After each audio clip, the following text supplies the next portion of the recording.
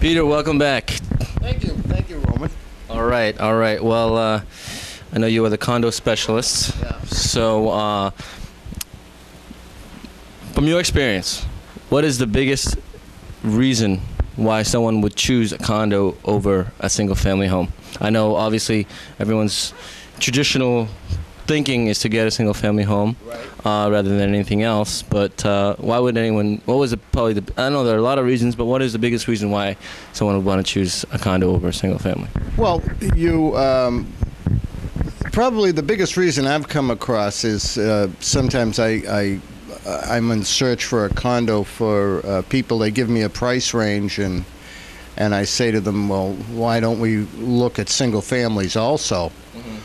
But they don't want to, because they feel that, you know, they don't want to be attached to the yard and to the headaches of the roofs and the sidings and windows and all of that, you know. And they would just assume maybe they're professional people who don't have the time to keep up a property, and or they're traveling a lot, and you know. So enter in the condominium, and it's perfect for them because there's minimum upkeep. They're, you know, they can be very luxurious, and it really fits the bill for the right people. There are other people, for example, that wouldn't want a condominium. They like getting outside. They like taking care of their homes and stuff like that. But it's to each his own, and there's a big market of people that say, no, I want the condominium. I run into a lot of young female professionals who usually they buy at least a minimum of 2 bedrooms.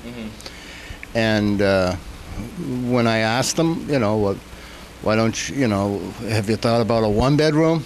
And they say no. They figure resale value, and they know what they want. They've done their homework, and of course today, as you know, it's all on the internet. A lot of the properties on the internet are virtual tours, so they can really get a look at what they're buying. Right. But a lot of the young professionals, females in particular, lean towards a 2-bedroom condo in the area they want. I see. You know. Would you say buying a condo is kind of like one step above renting an apartment, but not quite buying a single family? You know. Well, the thing with buying a condo as opposed to renting renting an apartment is. I had a couple of years ago, I had a whole population of buyers that were sitting down and saying, now I pay this much a month for rent, so it totals out to this much per year I'm paying to live here, when I could own for approximately the same money. So that's where anybody renting, thinking about that should, you know, if you sit down and figure it out.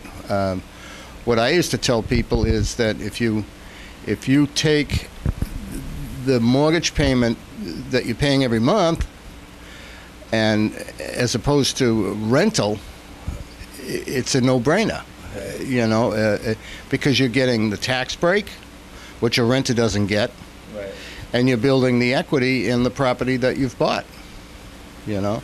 So it's a no-brainer for a lot of people when they sit down and figure it out. You know, at the end of the year, 12 rental receipts. What do you got? Nothing.